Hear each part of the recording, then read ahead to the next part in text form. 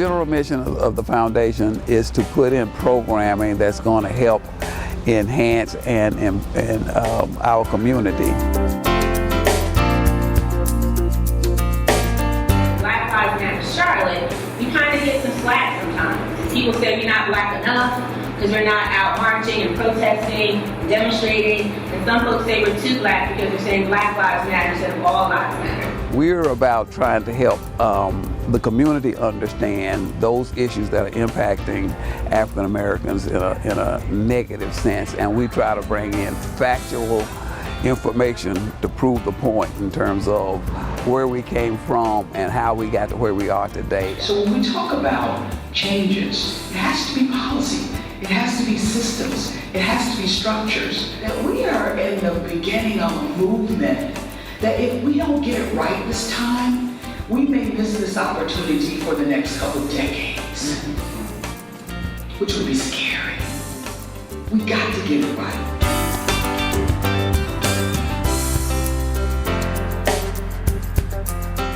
We want to have the community, the conversations across the entire Charlotte community, just to get input from all segments of our community, but more importantly, to hear from all segments of our community and just have that dialogue. It's important for me and my church to be here tonight, to listen, to develop an understanding of obstacles to economic mobility that race presents in the city of Charlotte. We also have to be honest about what these issues, where they come from, and where they come from going back to days of oppression and where that started. And really, people have to begin to be truthful with themselves. But what I understand is that there's a history of people going through and producing reports and saying all these profound things and hitting the nail on the head and then doing nothing about it. Not just here in Charlotte, but in the nation. Why are these conversations important, particularly in the Charlotte community? Well, particularly in the Charlotte community, because we have avoided them, I think. I think we've been a little polite and not faced reality. Well, at least parts of the community haven't. These discussions are very necessary. It's what we do after the discussions, because since I've been here in Charlotte, that's all we've done is just talk. And now we are really in a need for a change. Instead of just talking, we need an action that goes behind this.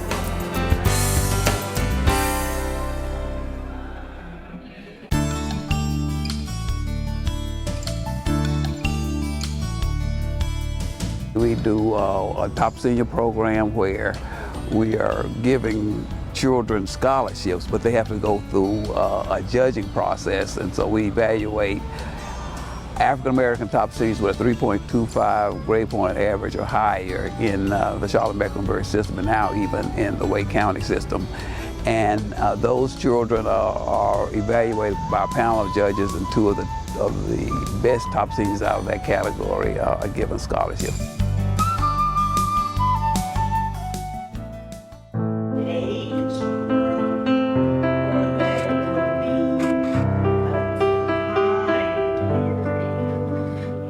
What we are trying to achieve with our Charlotte Post After School Enrichment Program is to help our students understand the relationship between reading and achieving high reading scores, as well as improving our scores on our end of grade tests. So I would like for you to go ahead and annotate paragraph number 1 based upon what we have just read. This program is about dropout, and what we've learned that if you don't catch kids at the time that they start taking the end of grade testing, and even before that, then those kids that are behind that early will never catch up. When I see them just naturally begin doing the annotation without me having to do the extra fussing, in the beginning they were kind of pulling against it, but now they have it down packed, so that's really exciting for me to see. All of our programming is driven with education at the forefront. And hopefully, at the end of the day, we are making a difference in the community that we care so much about.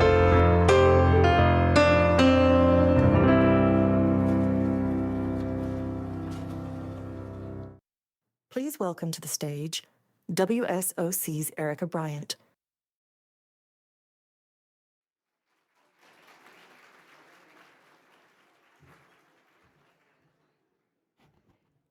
Good evening, everyone. Good evening. You all look amazing tonight. I want to welcome you to the Charlotte Post Foundation Best Banquet. Let's have a round of applause for this room full. Ladies, you look amazing. Gentlemen, you don't look too shabby. Everybody's looking great. My name is Erica Bryant, and I'm an evening news anchor for WSOC TV Channel 9. We are the ABC News affiliate here in Charlotte. And I just always like to start off by saying how grateful I am to be with you tonight. I was speaking earlier in preparation for tonight's event with Mr. Gerald Johnson, a publishing icon and a professional mentor to me. And looking back, this is my 21st year emceeing this banquet. So I want to thank Gerald and Linda Johnson and the entire Johnson family, the Charlotte Post staff, for allowing me to be involved in this mission, which is so critical and so important.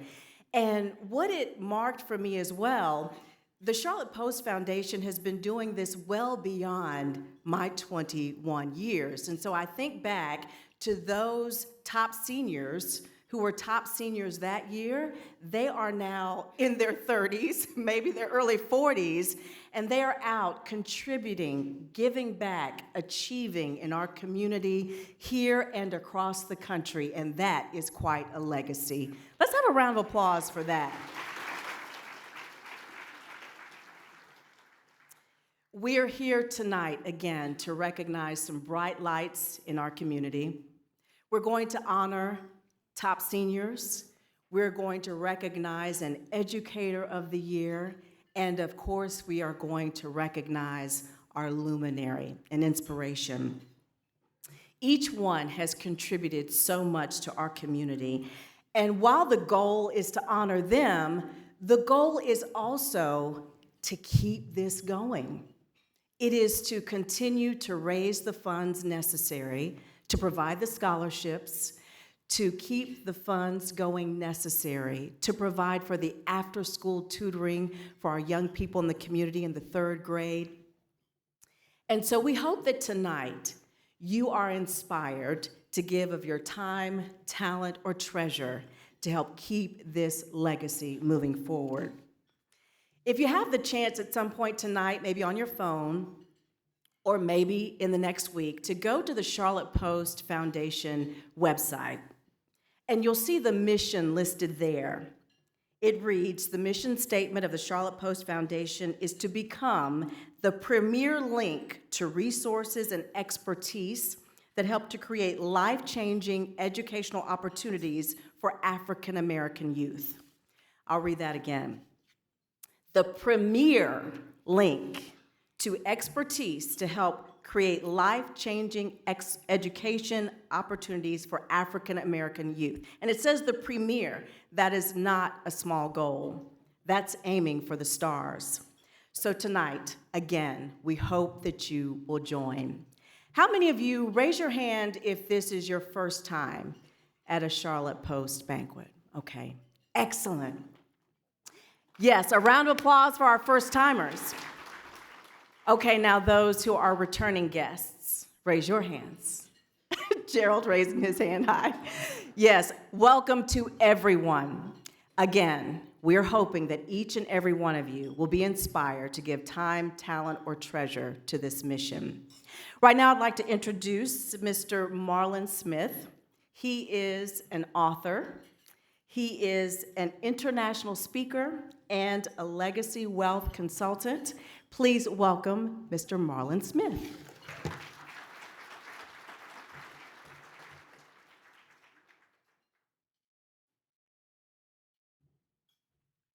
Good evening. There is greatness in this room, and you look good. Turn to the person on your right, turn to the person on your left, point to them and say, you look good, and so do I.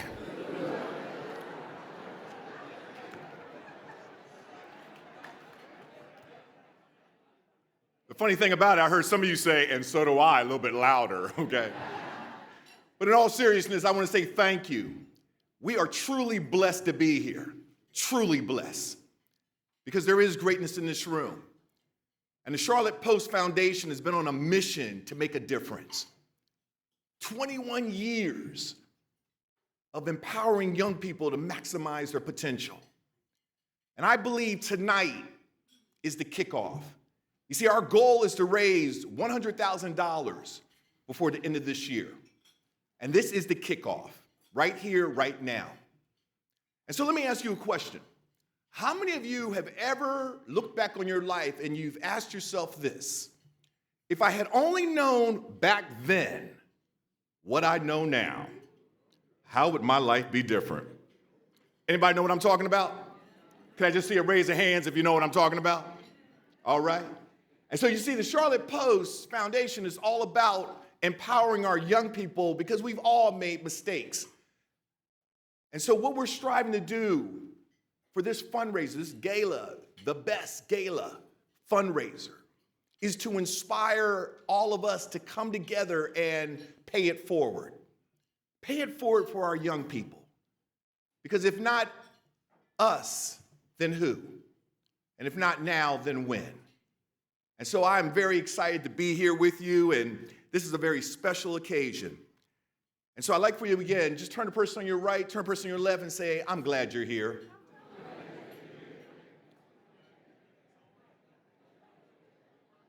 I'd like to now bring up Bishop Rick Williams of the Charlotte Emmanuel Church of All Nations, for he will give us our invocation, and then we will proceed with dinner after the invocation. Please give a round of applause to Bishop Williams.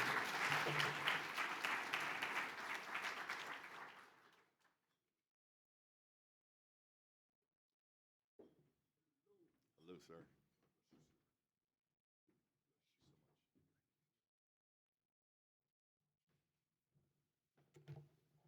O great eternal God, our Father, we thank you for this opportunity to come here tonight to celebrate so many wonderful people. God, we thank you for the Charlotte Post Foundation. God, we thank you that the Charlotte Post Foundation is for decency. It's decency that reaches every man, every boy, every girl, no matter their race, their color, or whatever. God, we thank you for Charlotte Post Foundation, for it's decent to award each and every person of the hard work that they do. It's decent to recognize luminary efforts, oh God. It's decent to recognize Teachers of the Year and Students of the Year. So God, we invoke your presence in this place today. And God, I pray that you do something supernatural. And I pray that they don't have to wait till the end of the year to get to $100,000. But I pray, God, that even on tonight that you would touch someone's heart and let them be decent also and bless this foundation. In Jesus' name we pray. Amen.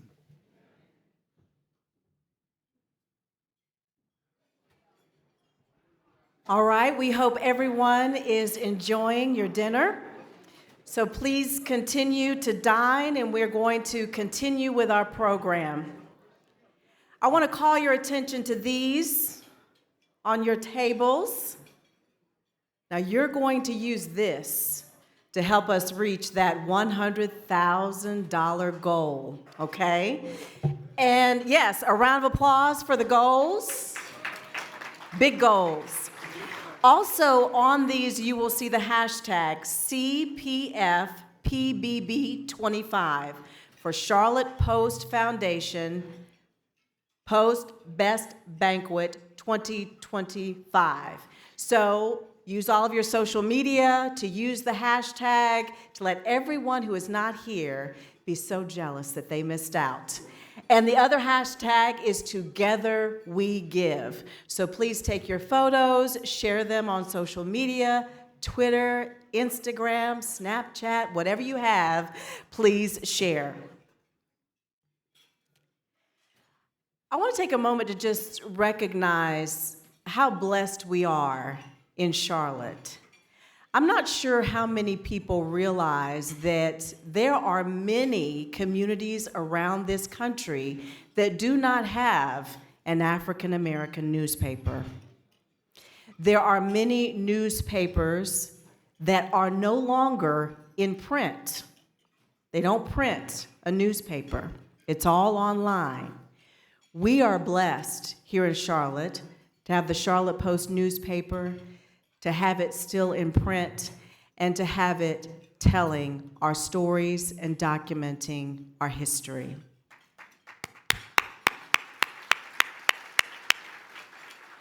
The Charlotte Post began in 1906.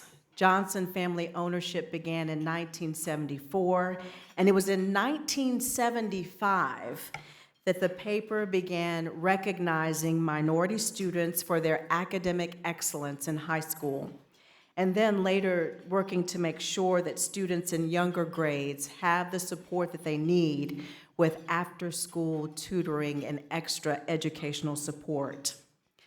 I want to welcome to the stage now Mr. Gerald Johnson, who is the visionary behind all of this, and who, again, is a professional mentor of mine and someone I'm so grateful to have met and been in volunteership with.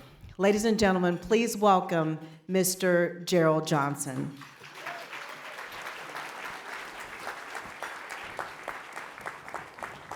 Thank you, Erica. We appreciate you. You've been around 21 years, and hopefully we have you around for some more. Thank all of you for coming out here tonight. I'm gonna be quick, and I'm going to actually, because I want to be quick and take care of your time, I brought some notes so that I could stay on target. Linda, could you pass me my notes? Thank you. Okay, let's go.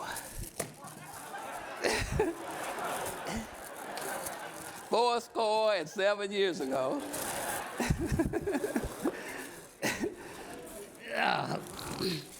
I thought I'd pull that out on you. I want to start off by saying, we ran the video first that none of you saw because you were talking, and that's okay. But the video was about the initiatives that we do as a foundation. Community education, corrective education, and continuing education. Those are our three initiatives that we pull off each year.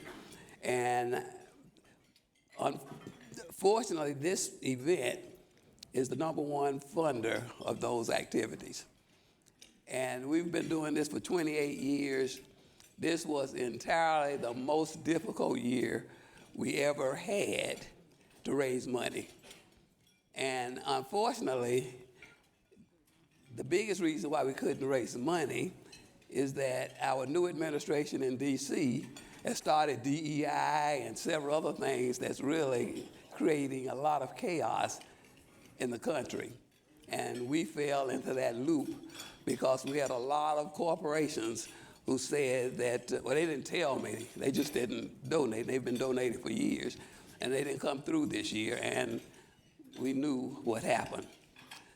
And so having said that, I should be depressed and all of that. But two people that's in here today, my wife Linda, Marlon Smith, and I got together and said, you know, these are rough times, but we are tough people. We'll come up with something. Unfortunately, we didn't, but we did. We came up with a solution saying that let's go and reach out to the community and see if we can get the community to help us. And we had no idea if that was going to work or not, but just the mere fact that we're having this banquet tonight means that it did work. I would like to say, yes, I would like to say that what we collected from the community made up for what we didn't get from the corporations. Wait, I said I would like to say that. Don't clap yet. I would like to say that. But two things happened. We started getting funding from the community. We started getting engagement from the community. And the community really started participating in what we were doing. And it just created a different vibe and a different feeling for us in terms of how the community stepped up to the plate. And I want to thank a lot of the people that stepped up that are here tonight. And Linda, pass me, wait a minute, I got my phone. And when I recognize you, I want you to stand up and let people see who you are. And I'm going to start off with Tammy and Carl Stewart. Please stand.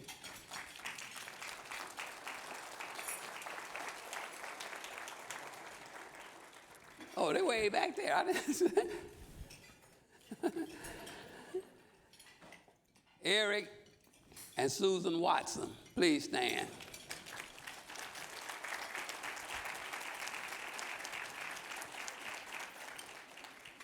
Mike Todd, please stand. You got a good seat, huh?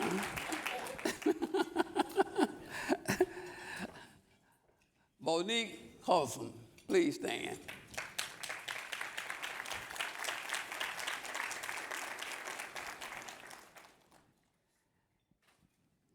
Sheila and Cool Charlie Bodie.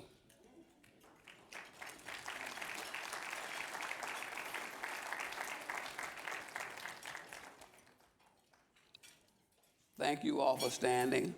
And then I want to, let me make sure I didn't, I want to have a special recognition for Yvette Beckett Tuggle. Please stand. Oh, there you are. I had a conversation with Yvette about this whole situation and what we were suffering with, and if we could get the links to help us out. She said she'd talk to the members and see what she could do. She couldn't promise anything. Shortly after she had the conversation, she met with the group. We started getting donations. We started getting people buying tickets, and we started getting people buying tables. Dr. Stewart, would you please stand?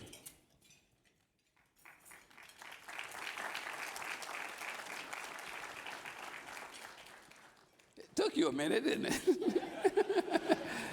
I want all of the Crown Jewel members that are here to please stand.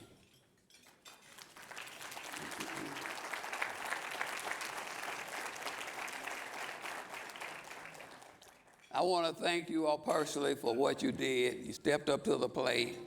I'm grateful. The foundation is grateful. And thank you. And thank all of you for what you've done to make this night possible.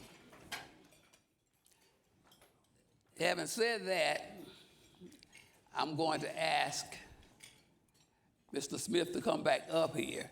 But wait, before you come up here, let me say one other thing.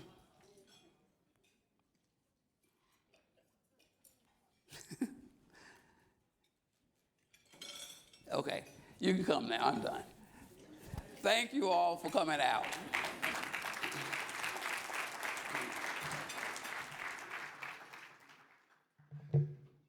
Thank you, Gerald. Thank you for the Charlotte Post Foundation, the entire team. It takes an entire village to raise a child, am I correct? How many of us in this room were standing on the shoulders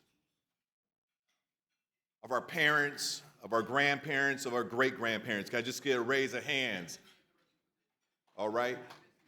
And Gerald has one more thing to share. George Palmer and JP Financial, please stand. I knew I missed somebody.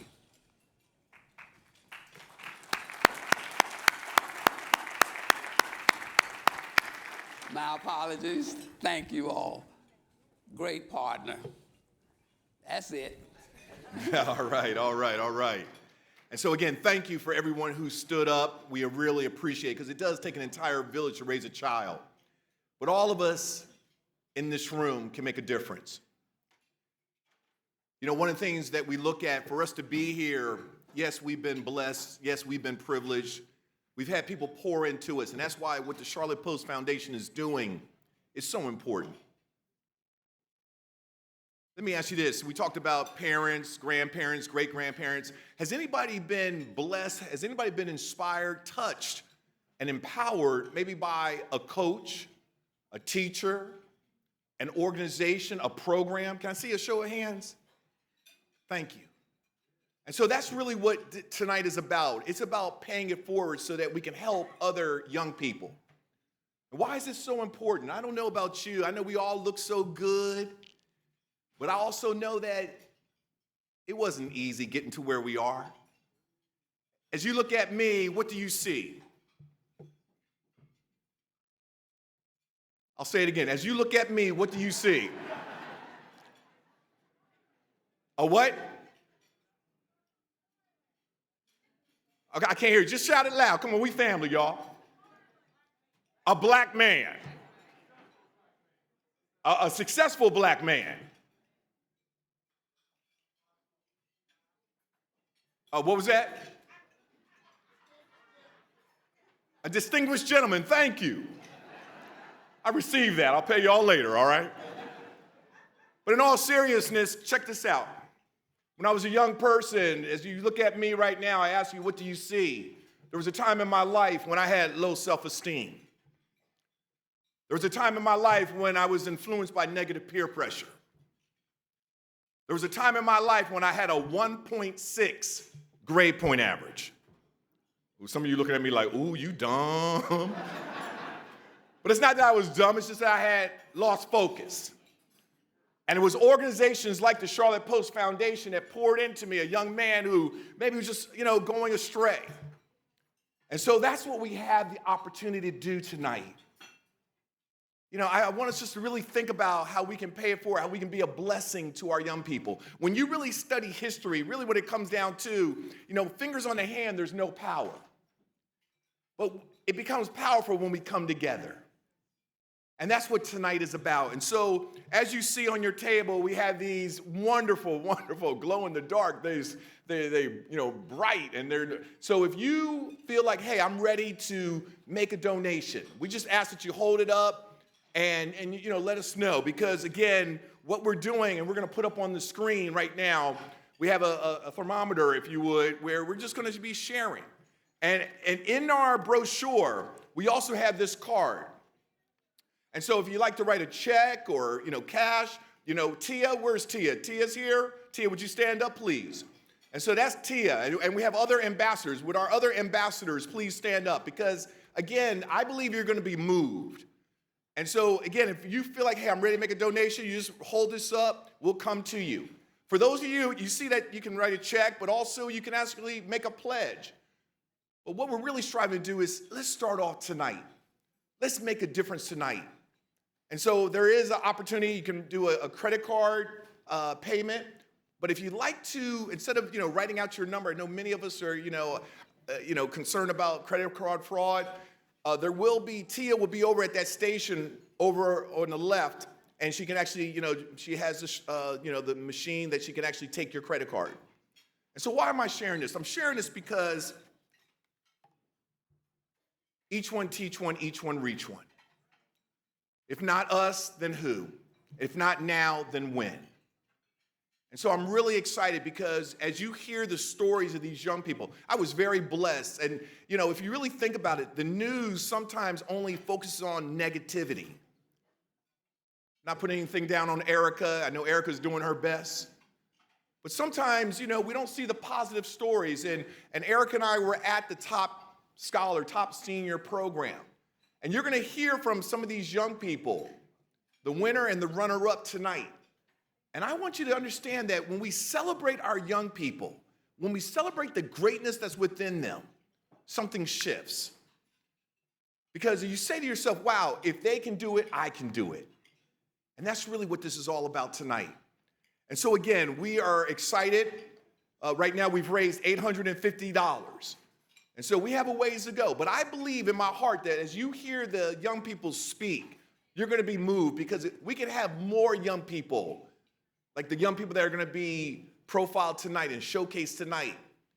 you're going to be moved to say, you know what, I want to link arms with the Charlotte Post Foundation. And so as I bring up Erica in a few minutes, I'd like for this to happen right now. All the individuals that believe the Charlotte Post Foundation is making a positive difference, would you stand up right now, please? If you believe the Charlotte Post Foundation is making a positive difference, please stand up. If you were touched by an organization when you were a young person, would you stand up? If an organization poured into you to make a positive difference in your life, if you understand the importance of unity and coming together and being a blessing, would you please stand up? And as we just look around this room, all of us has been touched by someone else. I stand here before you, as I said, low self-esteem, negative peer pressure, bad grades. I'm very grateful because I know other people have poured into me. And as I look out among this room, we've all been blessed because somebody took the time to be a blessing for us. And so I'd like for you right now just to give yourselves a round of applause and thank you for being here. You can take your seats. I'd like to now bring up Miss Erica Bryant. Please give a round to Erica Bryant.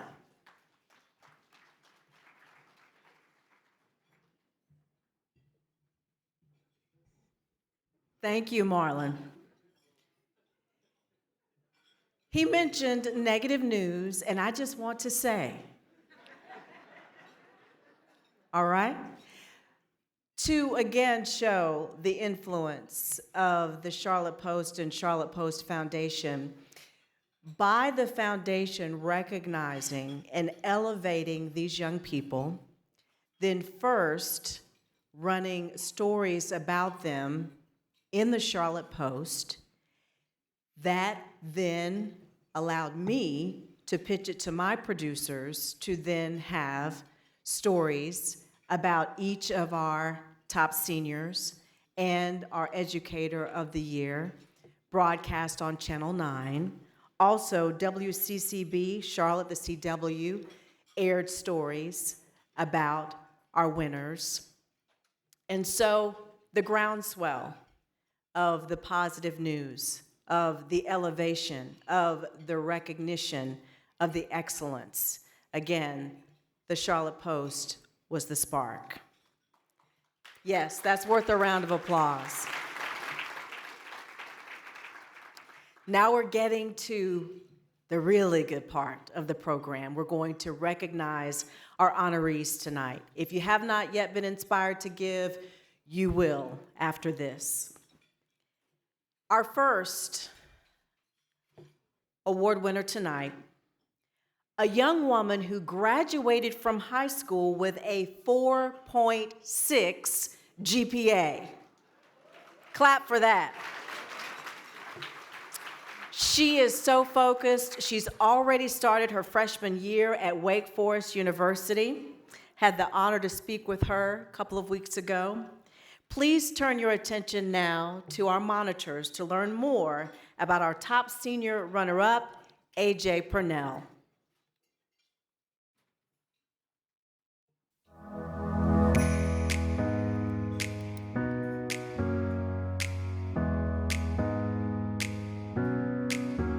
I was born in Charlotte, North Carolina. My family is from Brooklyn, New York, and I grew up in a two-parent household.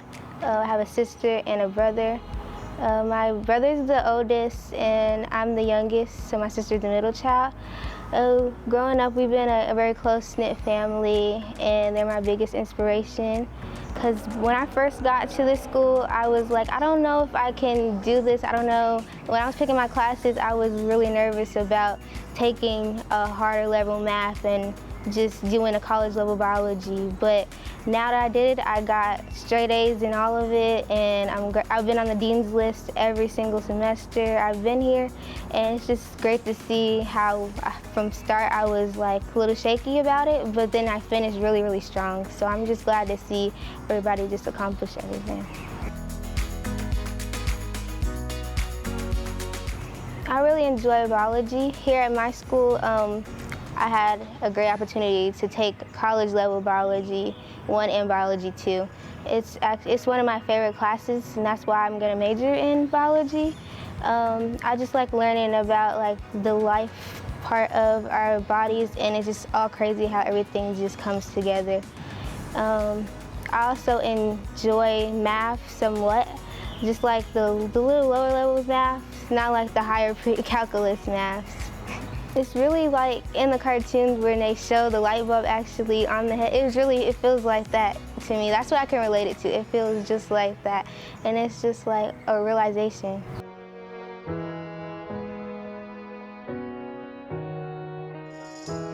I think of AJ as a quiet storm.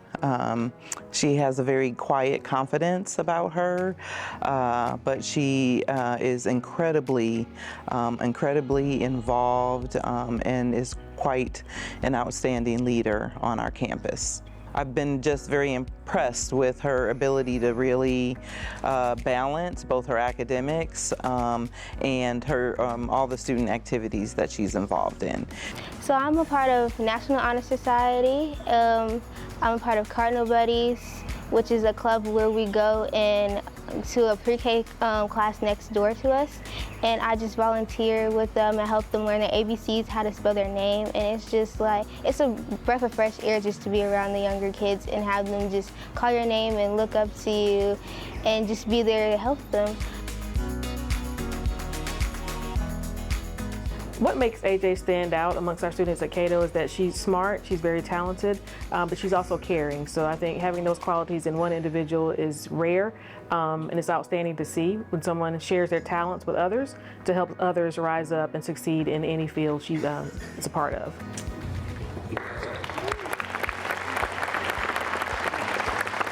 I also want to thank God and my family as well for helping me get to this point. So thank you. I want to be an anesthesiologist, and I just want to also be a mentor for young girls that look like me, just helping them get to the point that I am at. Because I don't have that necessarily, so I would love to do that for other young girls.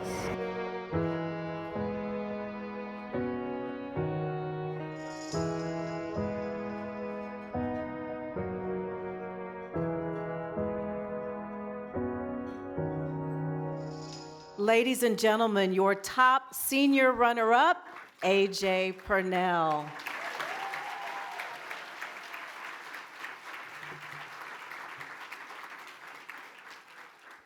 Okay.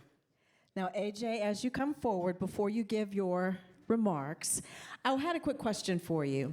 We've talked about the current state of finances and needing donations that help to fund the scholarships and the programs. What would you say to people about why it's so important to donate at a time like this?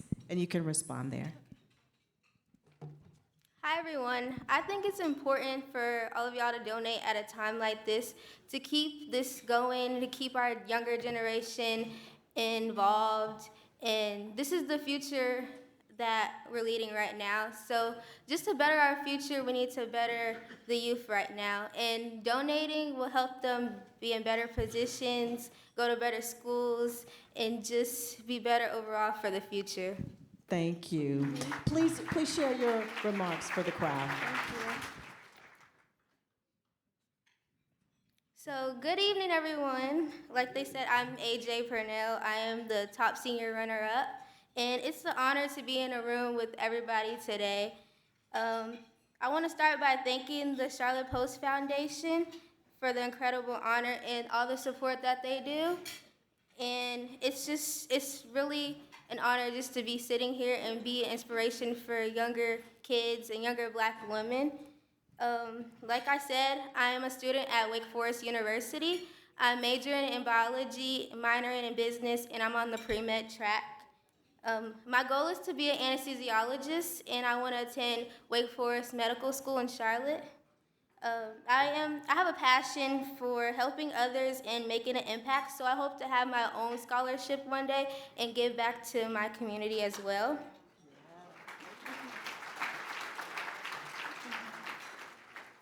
And I wouldn't be standing in front of y'all right now without the support of my family, my friends, my teachers, and my mentors, and God, of course. And every challenge that I've been through wasn't just a setback, it helped me grow. So again, thank you to the Charlotte Post Foundation for investing in students like me and our future. And I hope to continue making my community and my family proud. Thank you. Your top senior runner-up, AJ Purnell. Congratulations.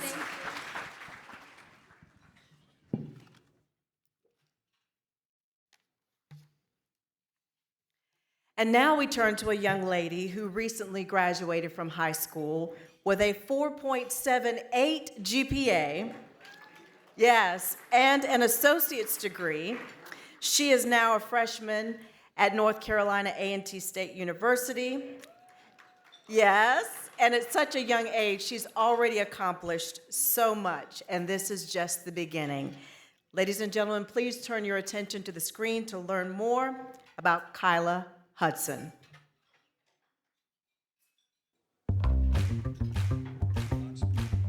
So my name is Kyla Hudson, and I was born and raised here in Charlotte, North Carolina. I live with my mom, dad, and my older sister, who currently attends North Carolina A&T. And Mila, my older sister, has been an integral force that was a mentor for me and helped me to reach these accolades that I have today. So from like a young age, I always had an honor roll, good grades. I knew that I kind of had like an intellectual gift, and that transformed. I went to Piedmont, which is an IB middle school.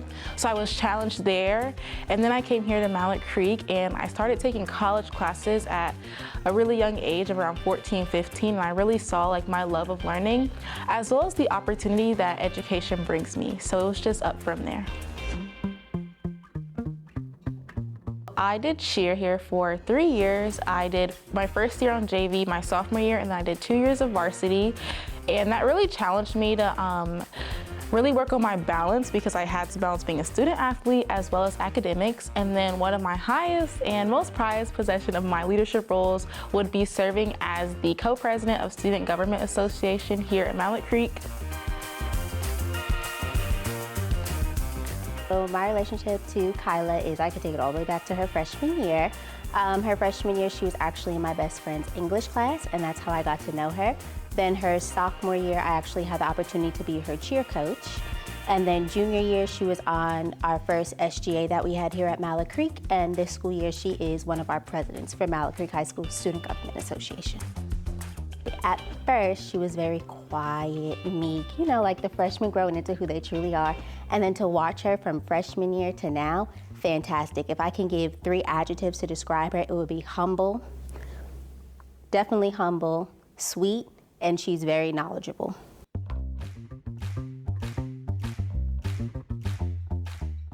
So Kyla is one of the good ones. And what I mean by that as a veteran teacher is you know when you have a good one. She comes in every day, super motivated, great positive attitude, works really well with others, and she gets it done. And she doesn't just get it done, right? She wants to make sure that she is, you know, in the top every time. And she wants to make sure that she knows what she's doing. She's asking the questions. She's always going forward. And she's always pushing her friends to go forward with her. I felt like when I first started high school, I kind of had boundaries or things that I thought, okay, maybe I could accomplish. Just for example, I just received news that I am this year's valedictorian for my class, which was something that I never would have dreamed of. So I learned to just never place a limit upon myself and just continue to push myself beyond my limit.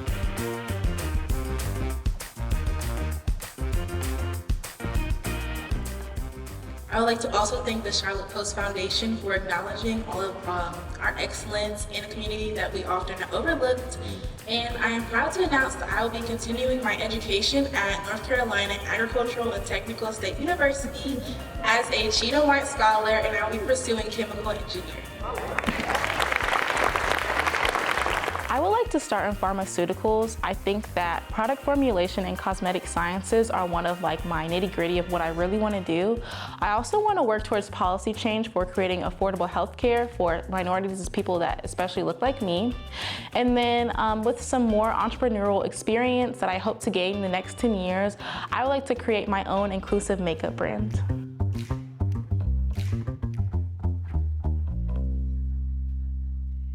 Ladies and gentlemen, your top senior for 2025, Kyla Hudson.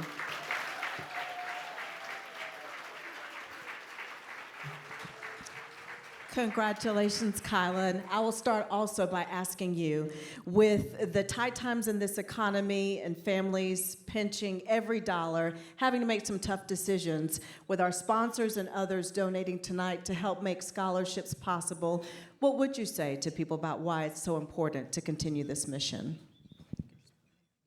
Good evening, everyone. First, I want to say thank you so much for receiving this award and being honored. Pertaining to this topic, this year I was able to have my first year attending at HBCU at the illustrious North Carolina A&T State University. And with that experience, I was able to see the importance of giving back to the Black community. With how politics and everything is going, it's important that we start to support our own community, and giving back is integral to show that Black youth, that we have an opportunity and there are no limits placed off of what we can get done.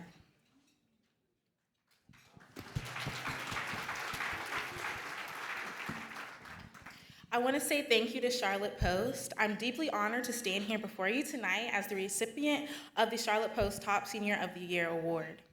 To be recognized by such a historic institution, it has really uplifted and amplified Black voices for years. It's such a deep honor for me.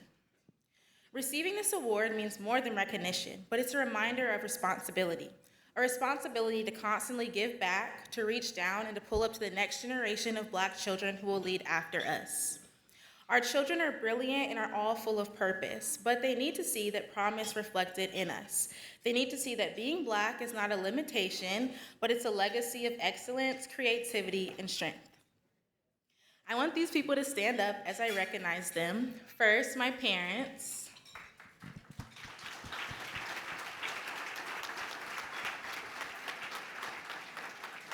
Also, my grandparents.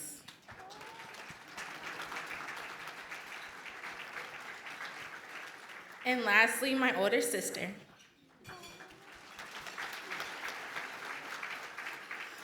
I want to say thank you so much. You have been my foundation and my greatest source of strength, showing me the meaning of hard work, integrity, and faith. They've taught me to never settle for less and continue to always reach for the stars. And to my sister, thank you for being my biggest cheerleader, my mentor, and my best friend, and the person who's always reminded me to smile even when things get tough. Tonight isn't a celebration, but it's a continuation. As I accept this award, it's not just the finish line, but a reminder to keep serving, to keep leaning, and to keep lifting others as I climb. Thank you to the Charlotte Post for recognizing not just what I've done, but what I hope to do in the future. And thank you for reminding us all that when one of us shines, our whole community is able to glow a little bit brighter. Thank you. Thank you, Kyla. Let's have a round of applause for both of our top seniors. They were presented with their physical awards and scholarships at the top senior event earlier this year. At this time, I'd like to welcome back Mr. Marlon Smith.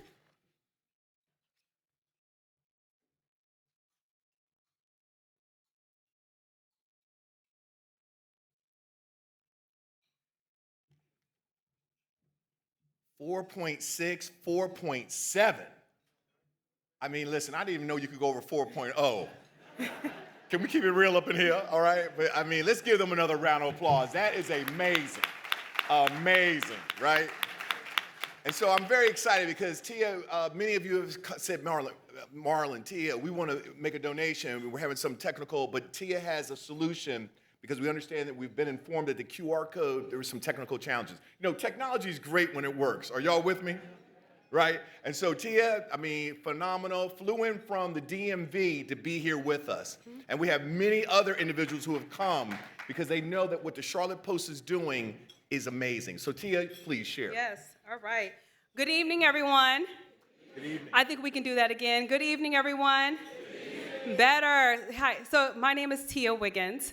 I am the fundraising ambassador. I come in every year for this for one purpose only, to help this organization hit their goals. So we're gonna do an activity real together. I need everyone to pull out your phones. Everyone to pull out your phones. I know you all have been staring at us, but I need you to go into your purse, go into your wallet, go into your jacket, and pull out your phones, and then wave them in the air. Woo, there we go, there we go. I need the left side to do it. I don't see enough phones on the left side. Let's go. On the right side, do I see the phones? Perfect, all right, so I need everyone to text, and they're gonna put the number here. All right, so I need you to text 41444. Again, you're gonna text 41444. All right? And for those who are fast, then once it pops up, you're gonna text PB25. So you'll type in 4144, then you will text PB25. All right? That's going to provide you a direct link to make a donation. If you are having trouble with that, I have a secured phone, and I will collect your donation. I have no problem. I do donate, so I've already made a $1,000 donation. So anybody that wants to match, I'm happy, you know. I promise you one thing about giving is that your hands will never be empty, right, as a believer, all right? So I personally have a $35,000 endowment and 15 scholars, and every year that thing grows, and I don't even know how it happens, but I do know that I just keep giving, and people keep on growing. So I challenge you to do the same. If you text 41444, PB25, you can make your donation, and those lovely fans that you can fan yourself. All right, Jameson, I see you.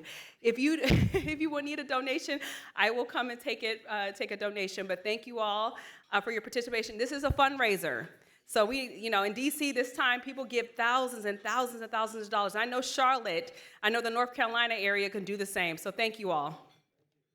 Round of applause. Come on. That was like good joy. Thank you, Tia. Thank you. You know, they say, it's really interesting. We've recognized AJ and Kyla. Amazing. And now we're going to move to, recognizing educators. Because one of the things I've realized is that, again, we stand on the shoulders of others. And what's so beautiful is that Charlotte Post Foundation realizes that, it takes an entire village to raise a child. And so we're also now going to recognize some phenomenal individuals who are making a difference every single day. And so again, I want to bring back on the stage Miss Erica Bryant, who will, lead us in this next phase. And so, are you having a good time? Yeah. No, seriously, are you having a good time? Because I just feel like, give yourselves a round of applause if you're having a good time. We get excited on football games, maybe not the Charlotte Panthers this year, okay? Oh, too soon. Okay, all right. But the thing is that I want us to celebrate, get excited. We're gonna be celebrating. We're gonna have music. We're gonna have dancing. We have a dance floor. But I also believe when we recognize the positive things happening, and I'm so grateful that Erica Bryant is, committed to making a positive difference. For her to say, the Charlotte Post is doing this, and let me go to my station and say, hey, we need to also, because again, what you focus on becomes your reality. And again, just seeing these young people, 4.6, 4.7, and all the extracurricular activities, all the leadership programs that they're doing, it inspires others to say it's possible. And I want you to remember this before Erica comes up on the stage to take us to our next phase where we recognize some educators who are making a difference. Remember this, a vision without action is just a dream. A lot of action without a vision is merely a passing of time. But a vision, say vision, with action can change the world. Miss Erica Bryant.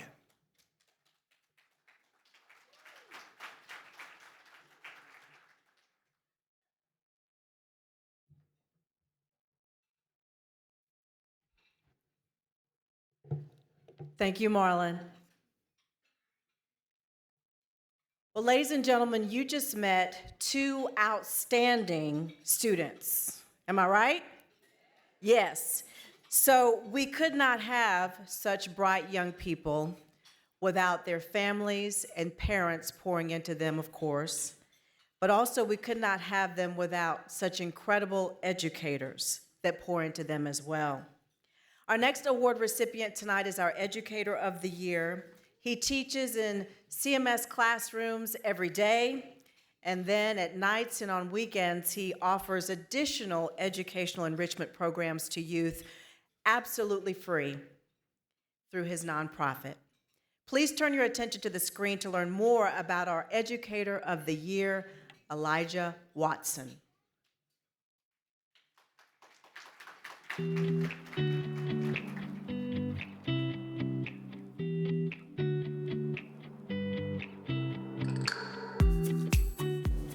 I've always should have been in education, but I think I was not running away. But you know, you go to bank for one, you go to school for one thing, but then I think in my heart of hearts, people always knew that the classroom that was my canvas, or that is my canvas. I was born and raised on the south side of Chicago. Mom and dad raised the three of us. I have an older sister and also a younger sister. All right, so I majored in finance at Morehouse, and my path was to go to work for the bank. So I became involved. I was able to start in the management training program at First Union Bank.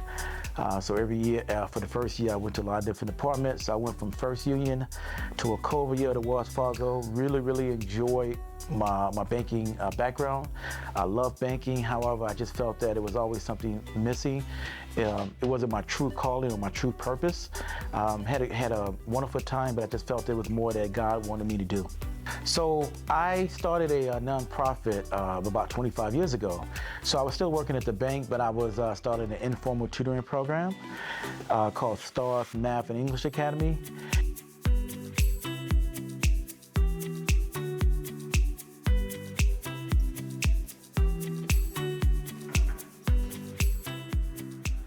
So this is a Integrate Boot Camp.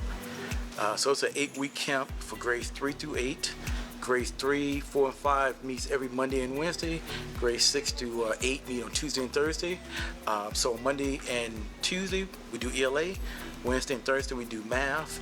Is testing strategies. We teach them how to do a brain dump. We teach them formulas. We teach them how to annotate. So it's almost like ACT, SAT prep, but for the EOG test. And we have a 7-to-1 student to teacher ratio. So tonight we may have 25 students, but we're going to have about 6 teachers that are really training our students to do well on the EOG test. But most importantly, we're training them to do well on the ACT and the SAT and the MCAT and the LSAT. So we're teaching them the strategies that are transferable that they can use on any standardized test. He's committed to excellence for our scholars, and I think this program is who he is. He wants to make an impact on all of our kids to make sure that they show up for state testing where most of the time they are not shining or they're not being acknowledged. So we're giving them the opportunity to show what they know and show out. He and his staff can really take the time to come up with a curriculum that's focused on their needs and not, being very broad. He's very specific in what he wants to bring to this program, which I can appreciate. I know that my daughter is getting the extra help she needs and the standards and the things that she really needs extra help in. So one of my teachers of my program, she was an administrator at Ransom Middle School, and she asked me did I want to come sub for a week. I said, sure. I'm not really doing anything other than my nonprofit. So I subbed on Monday, Tuesday, and Wednesday, and the job came open on a Thursday for a CT position. And it was one of the best decisions and one of the best opportunities I've ever had in my life. Welcome to Family Room 246.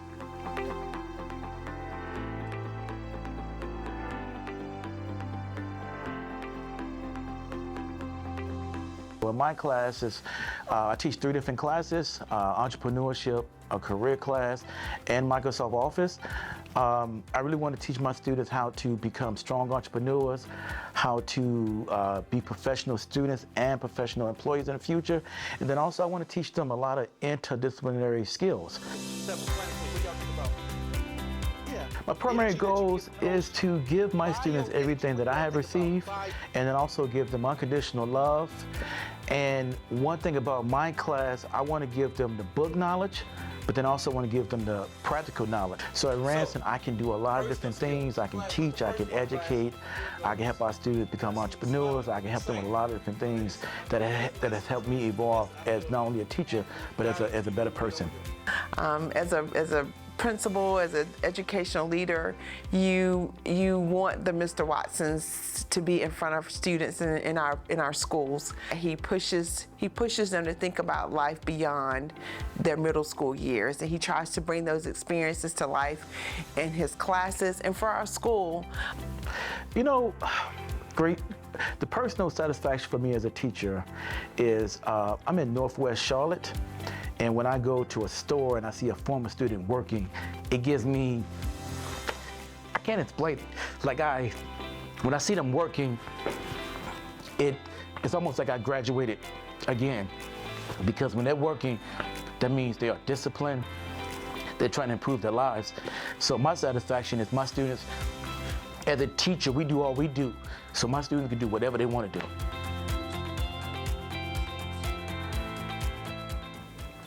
I just want my students to remember that they had a teacher who I believe in. I see greatness in every student.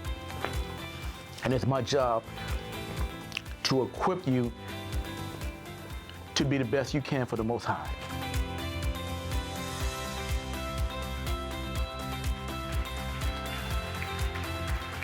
The price is service, and I want to give everything that I have to my students, to the world, to the community, and I just feel that as a teacher, I'm not only changing lives, but I'm changing generations, and it is my true purpose.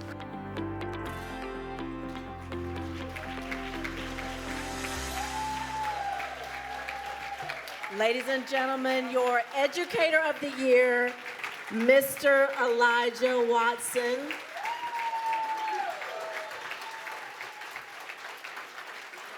Congratulations. And Elijah, you have the special, viewpoint of knowing what our young people need, and also from running your own nonprofit, you see, that it takes finances. So, as you share your remarks, please let everybody know why you feel it's so important to keep on keeping on and doing this. Thank you. My wife and daughter said, "Daddy, try your best not to get choked up." I guess I lost that already. Good evening. I want to begin by giving honor and thanks to God for allowing us to meet at this moment. Also thank the Charlotte Post for the tremendous honor of being named Educator of the Year, and for serving as a consistent voice for our community. When I first moved to Charlotte, I needed direction, history, and insight into the heartbeat of this city. Charlotte Post became that guide, teaching me about Charlotte and its surrounding areas. Learning from Gerald and the late Bob Johnson has been a true gift. To my parents, mom and dad, thank you for modeling hard work, discipline, and sacrifice, and for giving us every opportunity to grow. To my sisters, Deborah and Mildred, you inspire me to strive for excellence simply by being who you are. And to my wife, Tish, and my daughter, Lauren, you are my heart. Tish, my strength. And Lauren, my daily joy, and reminder of why this work matters. I did not grow up dreaming of being an educator. I began in banking, but God had other plans. He revealed my true calling to protect, love my community, and educate children. That calling is my purpose. I truly see the greatness in every child. To my students at Ransom Middle School, and to every student in the Stars Math English Academy, you are the reason I stand here tonight. You inspire me with your resilience, curiosity, and brilliance. I have seen you push through challenges, find your voice, and step into leadership. You remind me that teaching is not just about content, but about cultivating confidence and courage. Principal Pickard, thank you for your leadership and support of our students at Ransom Middle School. Now, students, my village is your village, but my village is wide and strong. It includes my Morehouse College and Alpha Phi Alpha brothers, the Stars boards, parents, teachers, administrators, my dedicated family members, and community leaders. I must pause to thank my Morehouse brother, Torres Sellers, for his leadership in helping grow the Stars Math English Academy.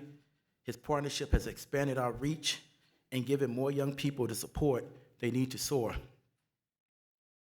I accept this award on behalf of every CMS teacher, school counselor, administrator, and anyone who works long hours in a school building. We are all educators and first responders because we mentor, teach, advocate, and uplift every child. Let us continue to answer that call as one. Finally, I return to the spirit of Ubuntu. I am what I am because of who we all are. I stand here tonight because of the love, the sacrifice, and support of me. And I believe our students will rise because we together will continue to lift as we climb. And once again, I extend my deepest gratitude to the Charlotte Post for this honor, and to each of you tonight for donating your time and resources to help our beautiful city of Charlotte. God bless you, and thank you.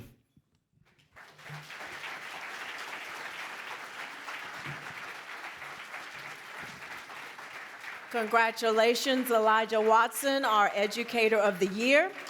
Mr. Gerald Johnson will present you with your award.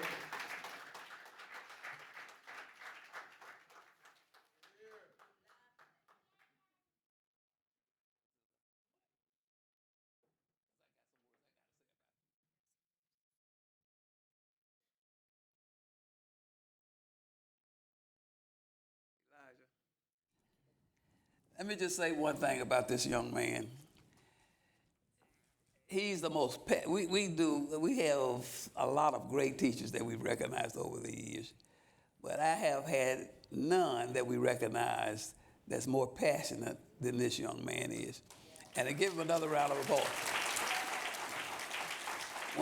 I want to say, when we talk about the top senior program, most people don't even know how that works. But we send out every qualified student that has a certain grade point average and higher, their activity in school and out of school, as well as having to fill out an essay every year.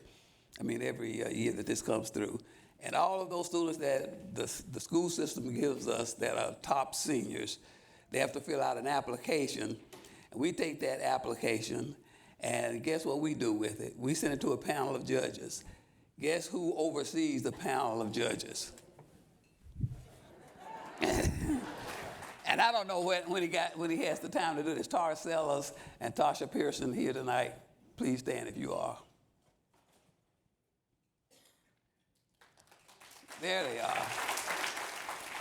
They are also two of the judges that work with Elijah here to help us select the two top seniors. Now, all they do is grade each student on their academic achievement in terms of grade point average, in terms of their in-school activity, out-of-school activity.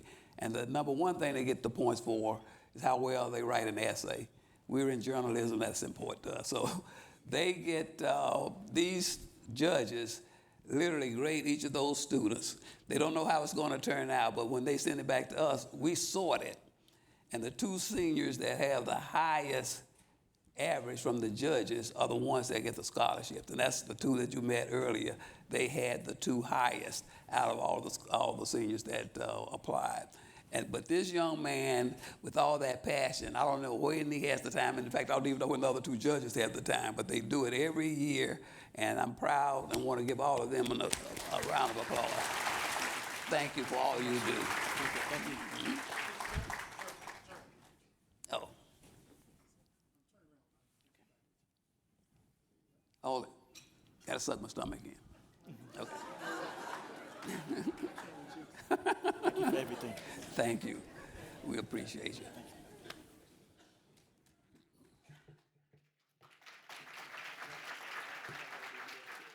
Yeah, but you got some time. You got some time.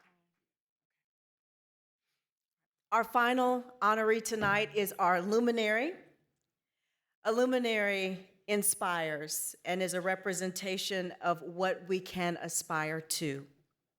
No doubt an example of what many of today's top seniors hopefully will one day become and accomplish.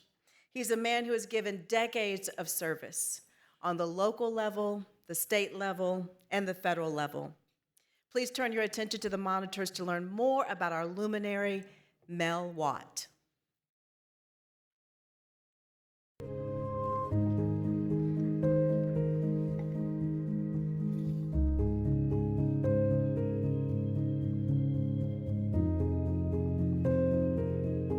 Well, I was one of three boys. My oldest brother was born to my mother when she was 13 years old.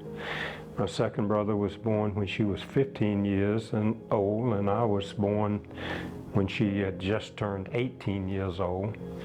And a couple of years after that, she and my father separated and divorced ultimately. So we grew up together in an old abandoned house out in Dixie, Charlotte address, but still in the county. We had no electricity, no running water, no inside plumbing. So, but we never felt like we were, really, really poor. But she valued education. She was smart, and she wanted us to be educated. And she kept us on the straight and narrow, so to speak.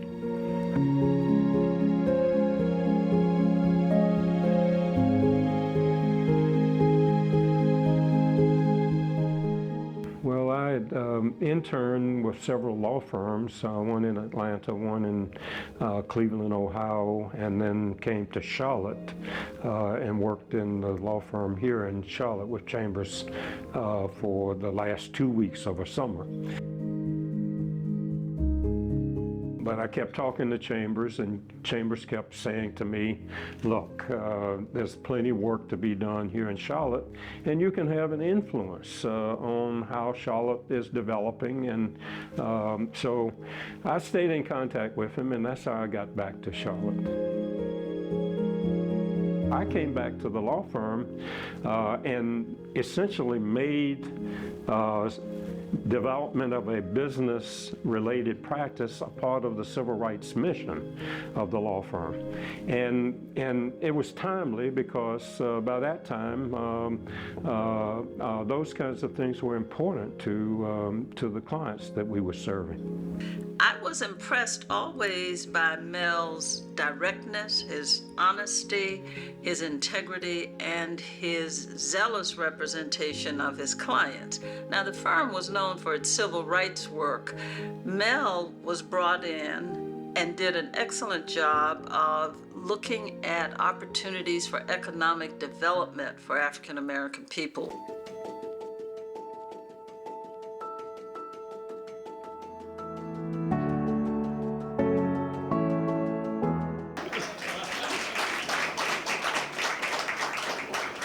And Mr. Watt here is before that. A couple of years later, he came to Charlotte, and as he said, he got appointed to the Charlotte City Council and called me on the phone and asked me if I would manage his political campaign. And I said, man, I'm new to Charlotte. I'm a lawyer. don't know anything about managing political campaigns. And he said, well, I don't know anything about being a candidate either.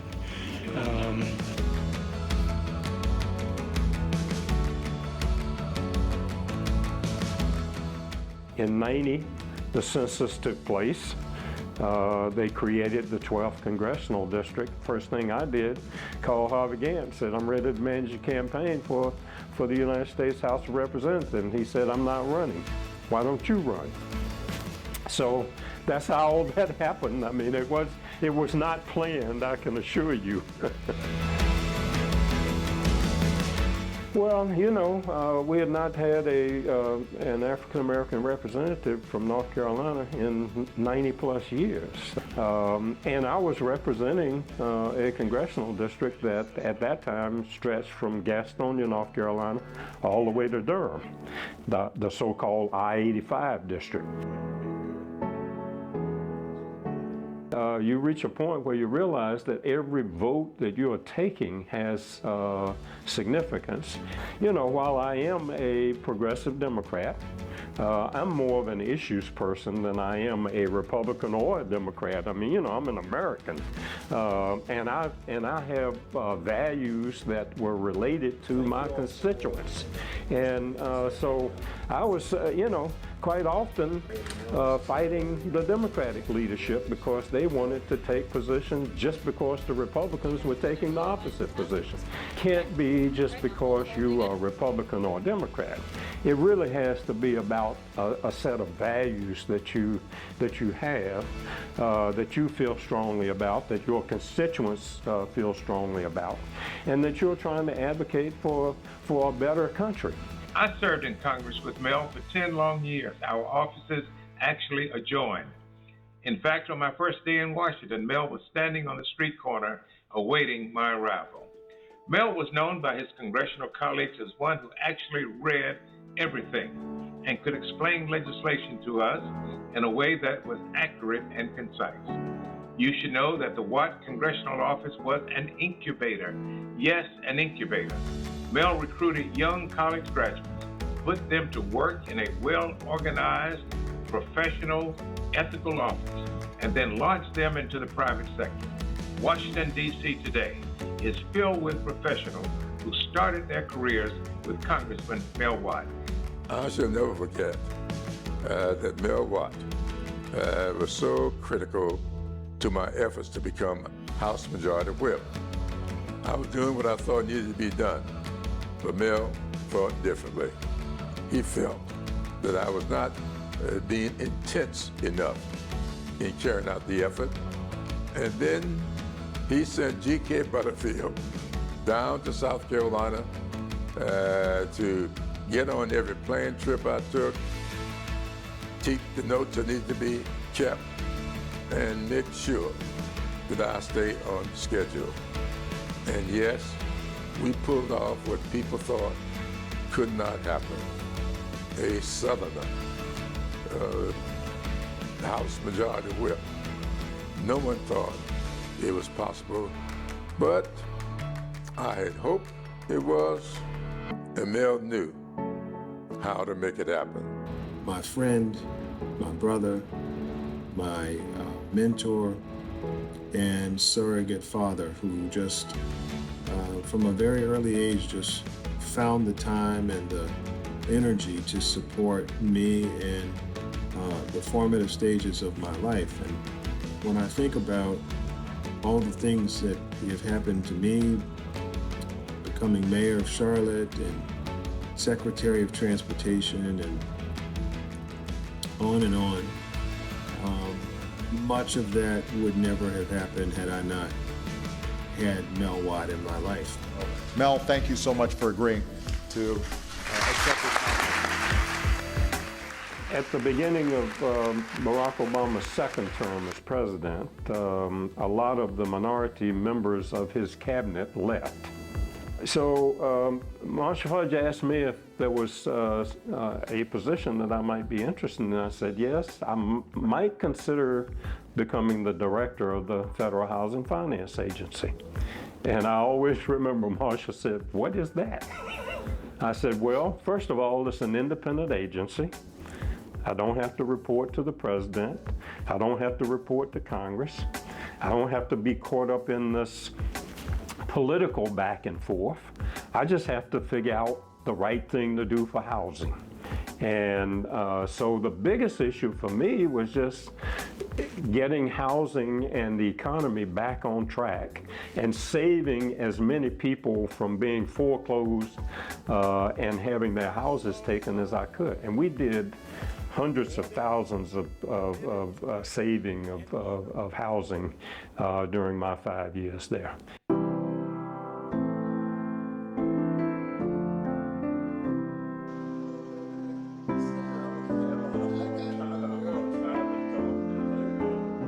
I've been knowing Mel Watt, and we have become fast friends for years.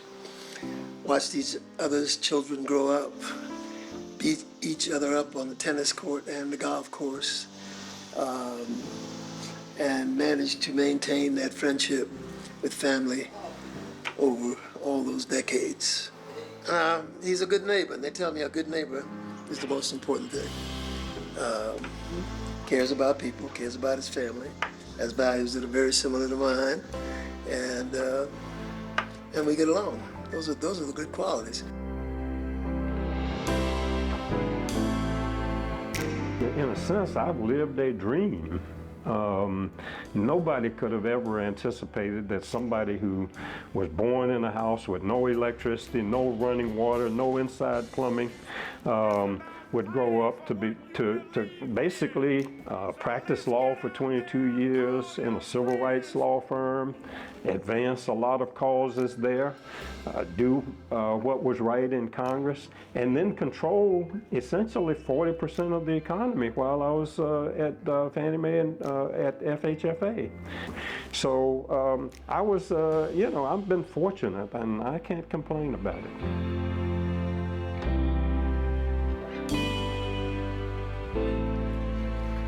Ladies and gentlemen, your 2025 Luminary, a living legend, Mr. Mel Watt.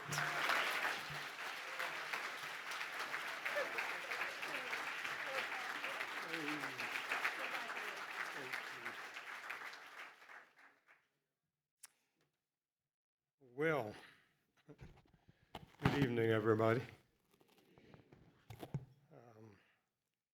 I wasn't getting emotional. I thought the Educator of the Year was the emotional guy. But I haven't seen this video until tonight, and I want to thank Jack Brayboy for the wonderful job he did there.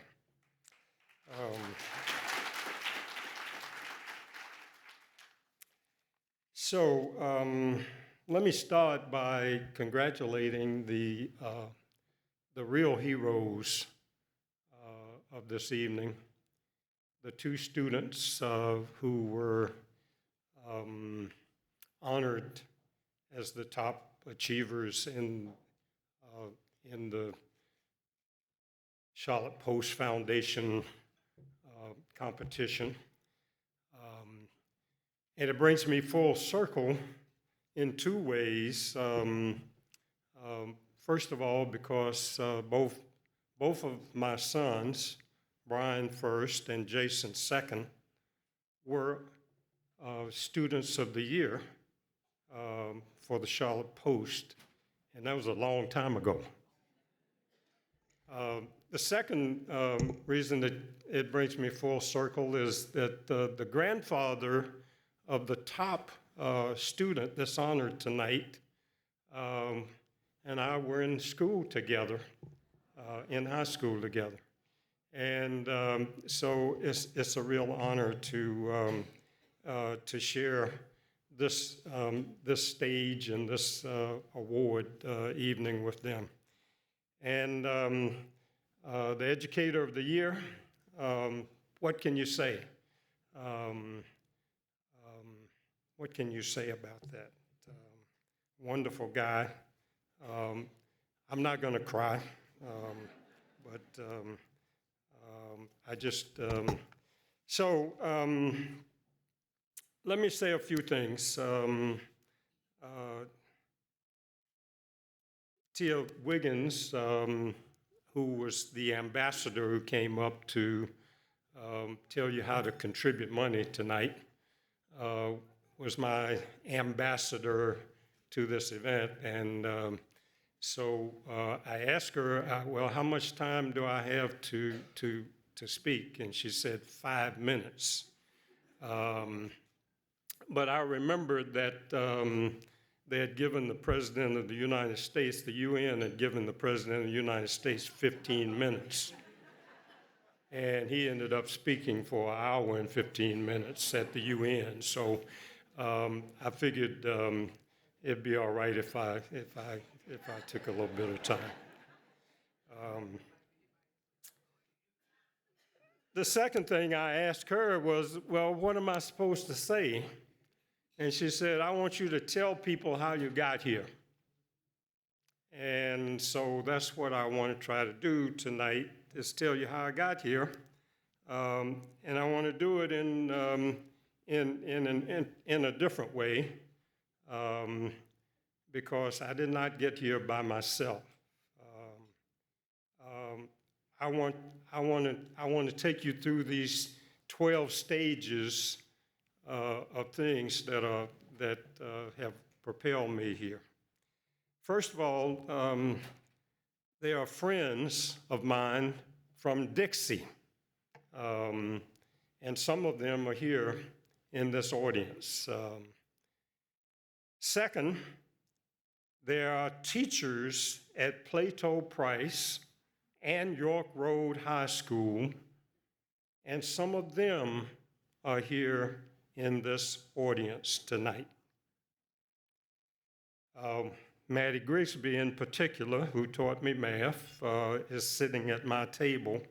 And when I was asked, when I was in Congress, who was my favorite teacher, I honored her, and they put her name and face up on a big billboard in Charlotte. So that's the second part of it. The third part of it is I had college friends from the University of North Carolina at Chapel Hill. Erica is my buddy, and from Yale University. Now, there's probably not anybody here from Yale University tonight, but there are people here who were my friends at the University of North Carolina at Chapel Hill. That's 3. Number 4, there are law partners and staff at the Chambers Law Firm. You heard Geraldine Sumter on the video. And there are clients that I represented while I was practicing law in the 22 years that I practiced law at the law firm. And I'm sure that there are clients of our law firm that are in this audience.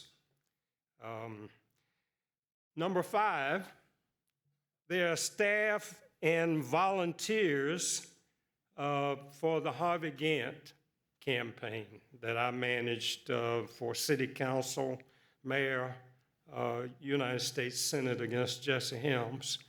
And I know that there are a bunch of people in here who were volunteers and staff and voters for Harvey Gantt. That's how I got here, okay?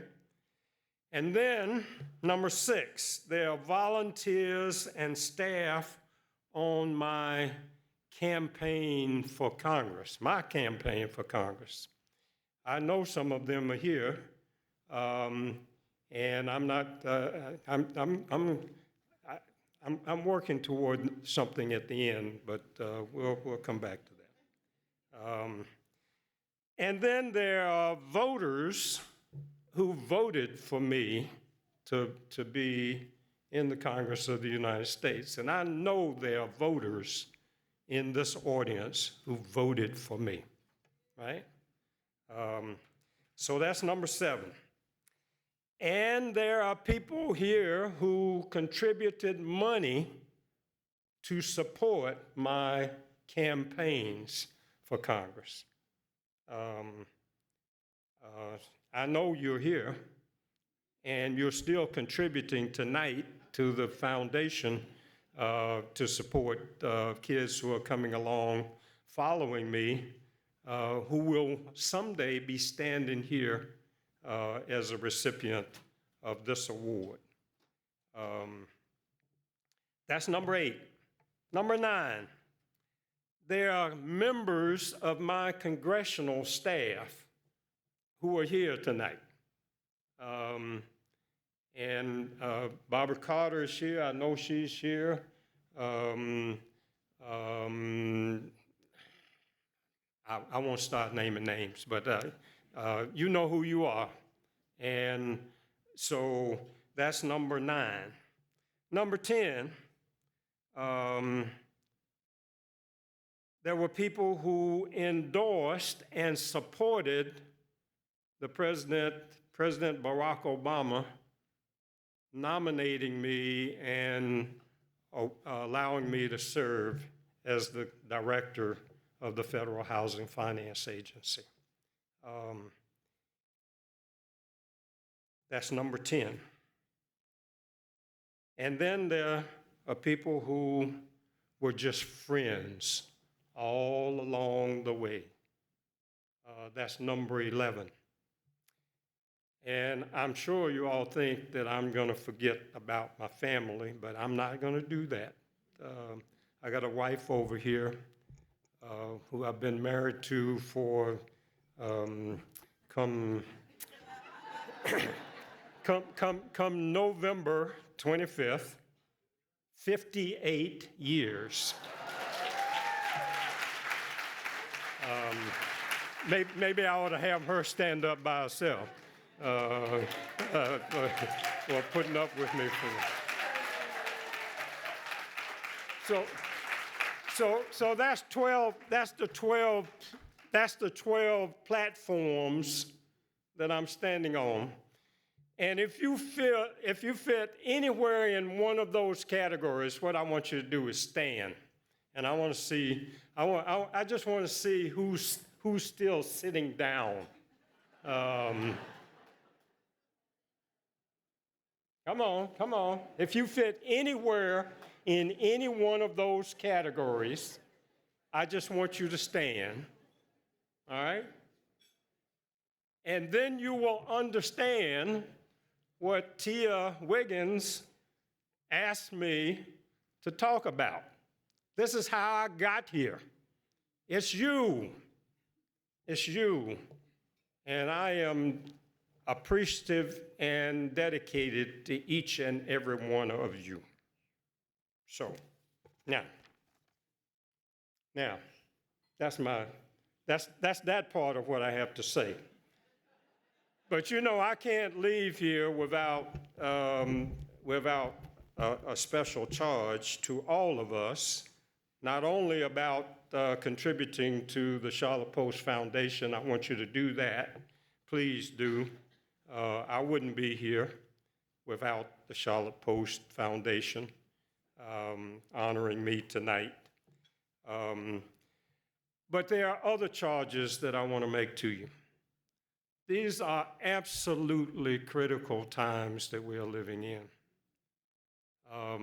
I was at a 4th of July party with some people, and they were trying to convince me that it was the worst time that they had ever seen. And I said, well, it might be the worst time that you've ever seen, but for black folks, you know, we were in slavery. You know, they fought a civil war to free us from slavery. So we have been through these cycles over and over and over again. But these are very tough times. And the way that we influence those is through your giving tonight, But the primary way you do it is through your vote. That's the only way you're going to change.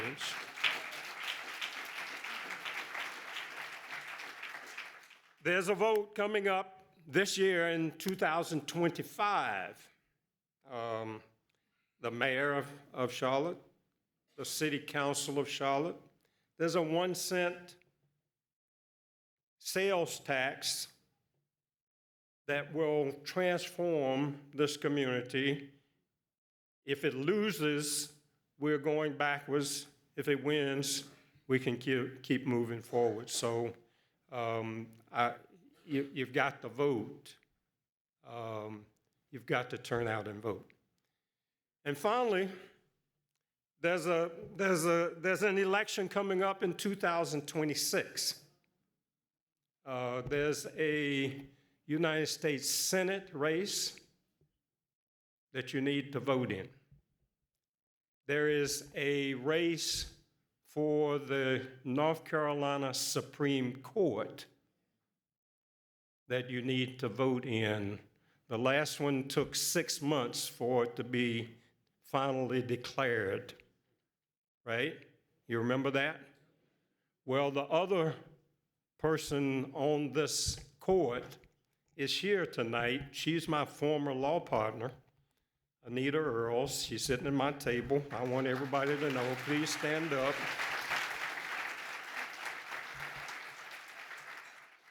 And we have got to take the court back because unlike prior times when politics and politicians were at the forefront, a lot of times the courts are at the forefront now. And this court in North Carolina has just turned back a whole bunch of things. Just take my word for it. So the only way we're going to change this is for all of us to do what you have done for me. We don't get here by ourselves. We stand on the shoulders of family, educators, friends, voters, constituents, contributors, and all of you. Everybody in this audience fits into those categories. So please take this election seriously, take next year's election seriously, and turn out. I want to thank the Charlotte Post for this honor, but more importantly, I want to thank them for what they continue to do to support young people in this community.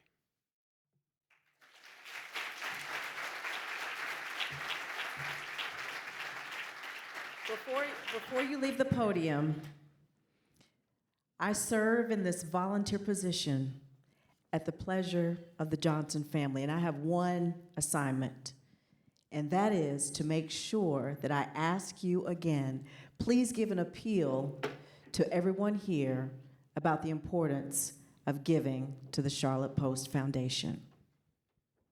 Well, you've seen these two students.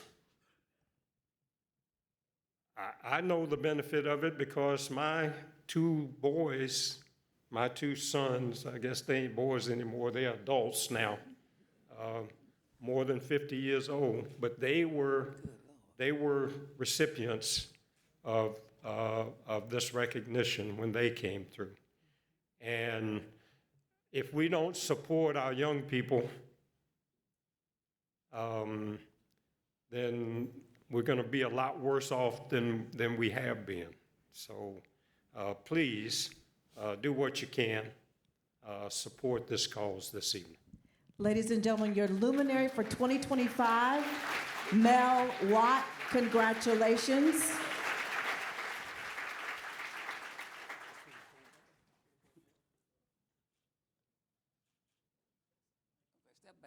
I got a couple of stories to tell about you. Yeah, don't start telling stories about me, Gerald. These are good stories, man. I'm gonna tell you a quick story about Mr. Watt here and how serious he was as a politician. back in my younger days, 5 years ago, I would go up to Raleigh to talk and learn more about what was going on with the Senate and the House and all that in North Carolina. And I went up and ran into a couple of people that I knew that were up there and said, well, let's go out and hang out for a minute. And they said, okay, let's do that. I said, well, let's go get Mel. And they looked at me strangely. They said, Mel? I said, Mel don't do anything like this. He's going to be reading all that stuff, all that crap that we got to go over. That's all he does. He's going to read all that stuff. He's very serious. He took politics very seriously. And that's what we should be paying all politicians to do, is to take their job seriously. Because right now, personally, both sides aren't taking enough seriously when it comes to us. We didn't send them up there to do a lot of things that they are doing, but a lot of them aren't taking care of the things that they should be doing, which involves us. And that's one thing that everybody up there, even though he wouldn't hang out and do things that they wanted to do, they all said that he was probably the purest person up there doing the job the way it's supposed to be done. Congratulations. And the other thing I want to say is, when you said you was going to take more than Stop while you're ahead. No. They said, I thought you was going to talk about your book. Oh, yeah, go ahead. No, I'm not going to talk. Go ahead and talk about that. I thought you were going to talk about it, but you took up more than your 5 minutes, so we're done.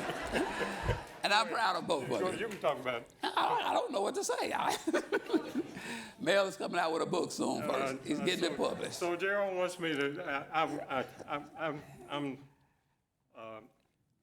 next year, in 2026, there will be a book coming out. We don't know the name of it yet, but just watch for it. And it's an autobiography that will tell, but more than about me, it's about you. It's about those 12 categories of things that I've been through that led me to this podium this evening. Thank you.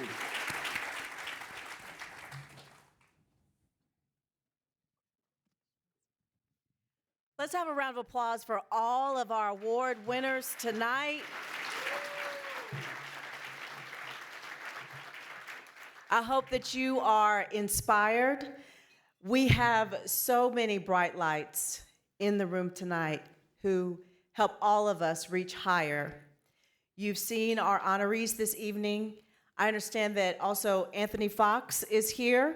Please stand. Thank you, sir, for your service and for your family.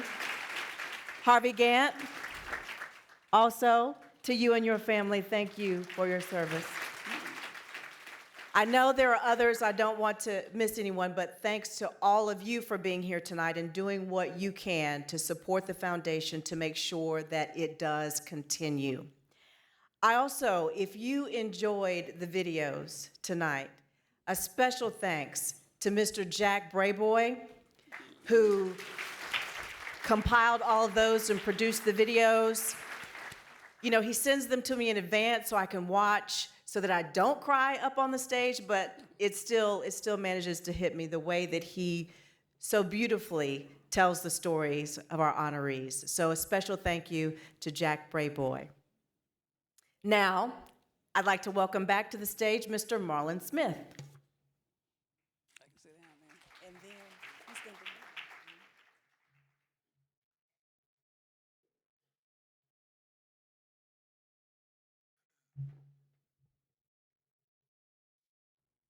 Well, there it is.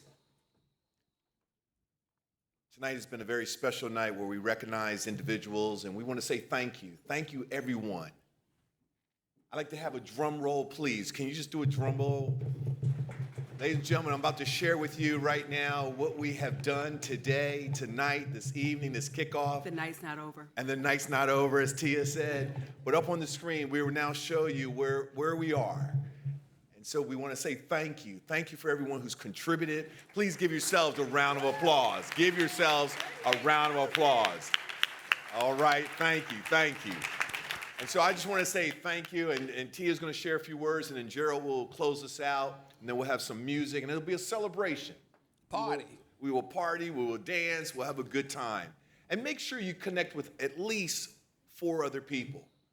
There's a common theme that you heard amongst all of our recipients, and that is there were others that blessed them. And that's one of the things I shared at the beginning. We stand on the shoulders of others.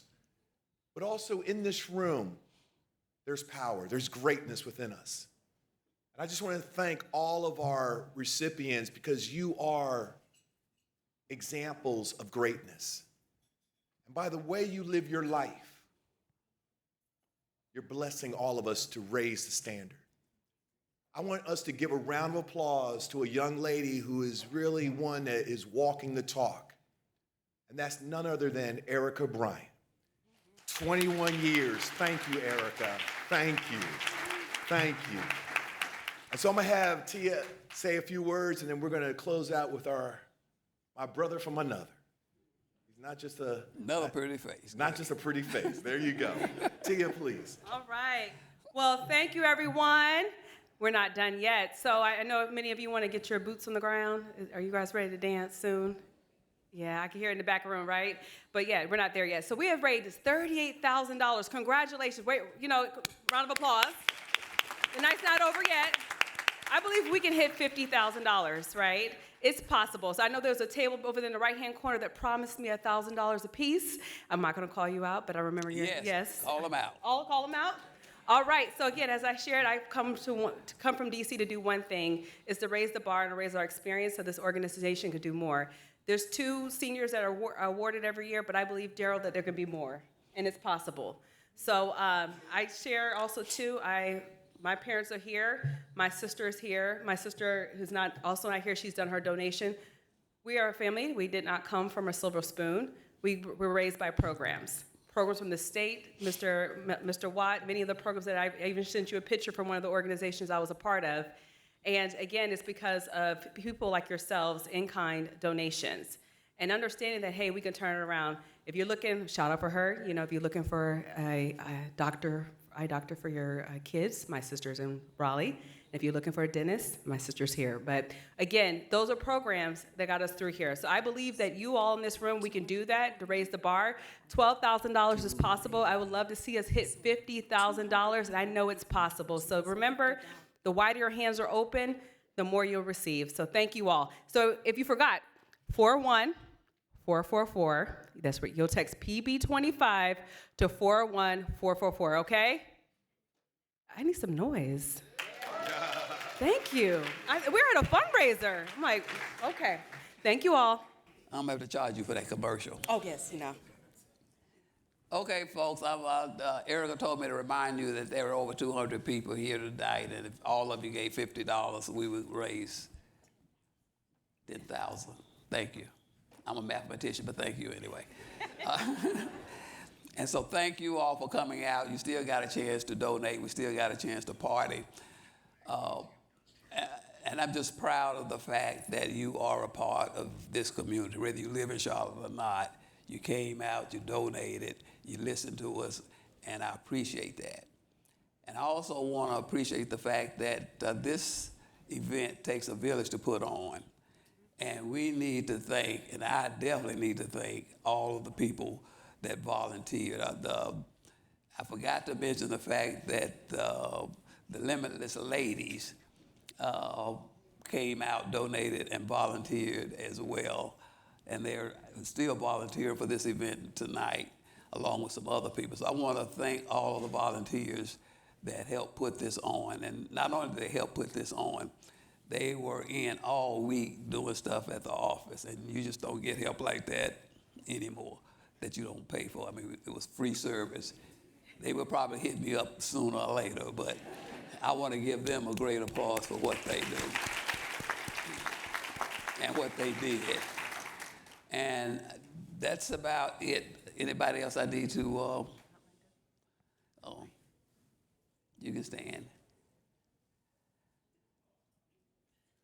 My wife, Aunt Linda, helped organize a lot of this and put together this. I have a great story that I'm not going to tell tonight about how she started the Ambassador Club and got all the ambassadors to start working for us, because I used to bring my employees to do this. And she said that I could get sued because I wasn't paying them. And I told her, I'm telling the story anyway, huh? I said, how, they can't sue me. She said, okay. And I talked to a few people and they could sue me. And I said, I can't put together a club or an ambassador group, so I'm gonna have to keep my employees unless you can find me somebody to do it. And I walked off.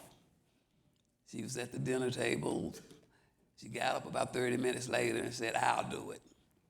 And that was, what, 15 years ago, 20 years ago.